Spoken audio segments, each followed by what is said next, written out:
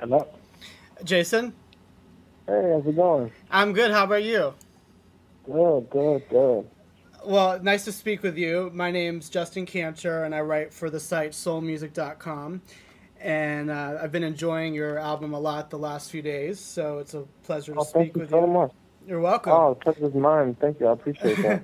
So, tell me how you're feeling right now. Your first album's just been released, and you've already had one number one song with What You Say that's also reached the top 10 in like nine other countries. And the follow up is doing just as well, already hitting the top 10 in a number of countries. So, have you Yeah, had.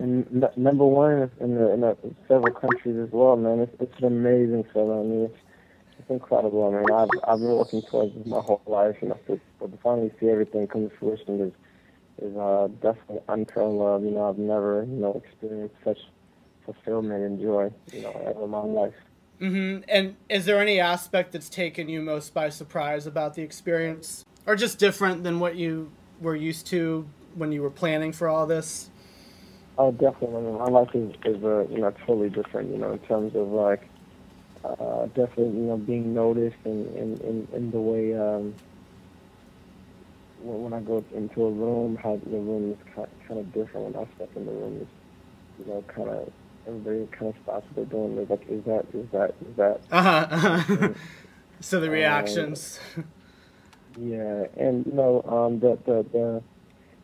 all the interviews and stuff, back to back to back. I mean, it's totally different from what I'm used to. I mean, I'm used to, being in the studio, being in the dance studio, rehearsing and stuff like that. So it's a total flip around. It's not all artistic anymore. Right, you gotta do Um, the business side. as well. Yeah. Yeah. I remember seeing one of your posts on your Facebook fan page, which I'm on, and you said after a day full of interviews, you were just relieved to finally be able to perform again. Yeah, isn't that Yeah. crazy? Wow. Uh-huh.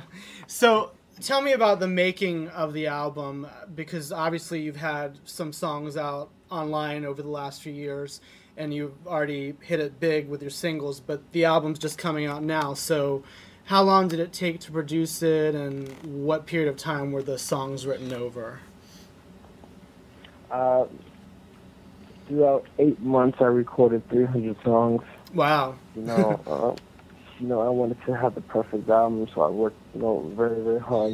Sometimes 20-hour days, and Wow. I was literally just like locked in the studio.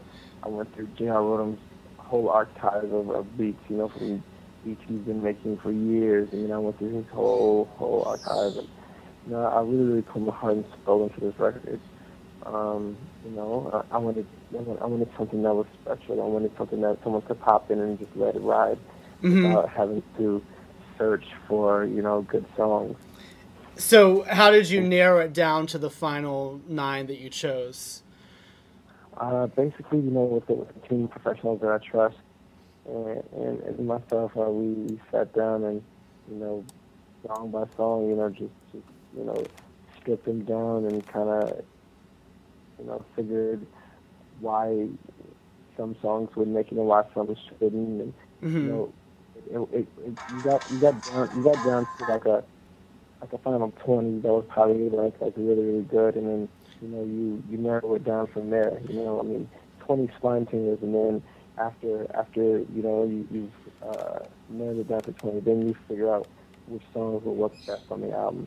And on this one, I wanted to have it be really, really diverse and have it be different, no song like the other. So that was a easier way to kind of narrow it down to have songs that didn't really resemble each other too much. Right. So how would you describe the overall sound of the final product? I think my album is a music lover's album. There's so many different influences, whether it be from rock Hmm. to dance to electro indie, obviously with what you say. So I mean the R&B, hip hop, of course. It's so diverse and has so many different influences that I consider this album the music lover's album because I'm a music lover and I love all those Hmm. different genres and I've written for so many different kinds of artists in different genres. So that's a product of who I am. So that's why it's self-titled Jason Derulo. Okay, I You know, gotcha. Yeah. yeah. So, take me through a few songs on the album. These were a few personal favorites of mine. Just tell me about your inspiration behind them and what personal significance they might have. Let's start with Riding Solo. Was that a personal experience that inspired it, or how did that come about? Oh, and solo, I never heard of that one. Really? No, Okay.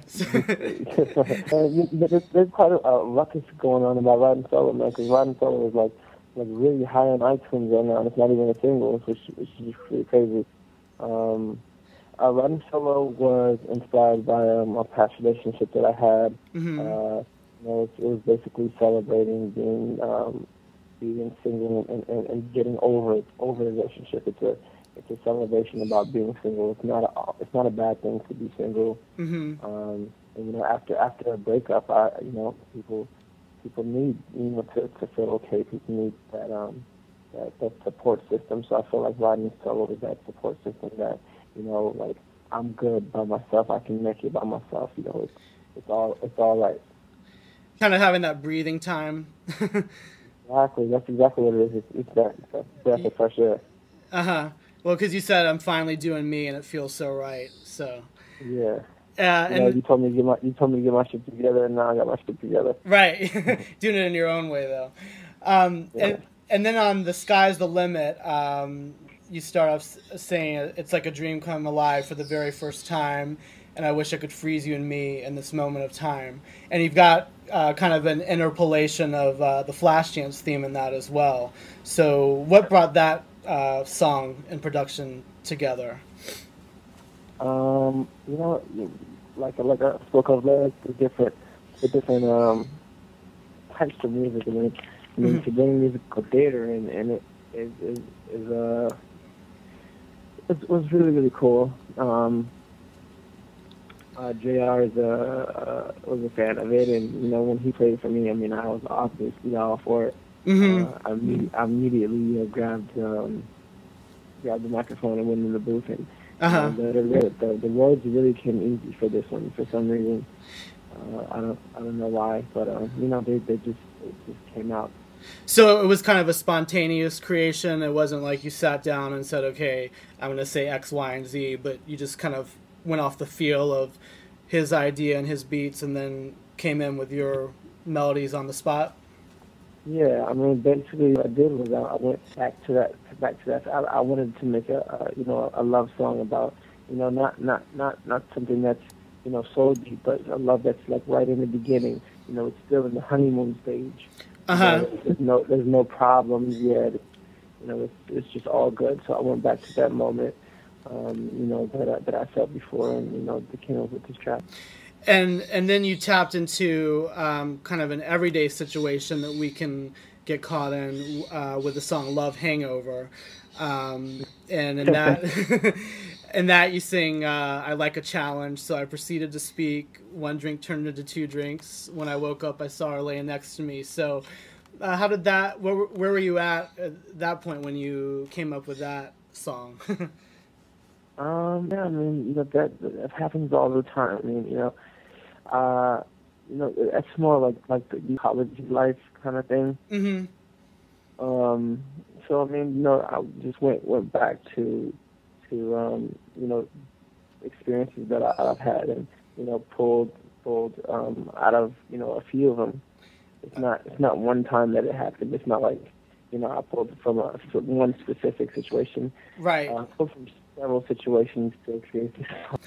And then one song that stood out to me as well was "Fallen," in which you sing "To rule this world like Michelle and Barack," and then you say you're the one who makes it worth getting up in the morning. So, was there a particular situation that inspired that, or was that from someone else you knew, or how did that come into fruition?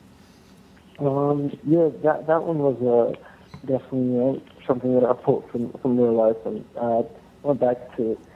I go back to feelings a lot because when I was creating the album, Mm-hmm. there wasn't much of anything really going on in my life. Mm-hmm. It was literally just recording. So it was a lot of going back to thoughts that I had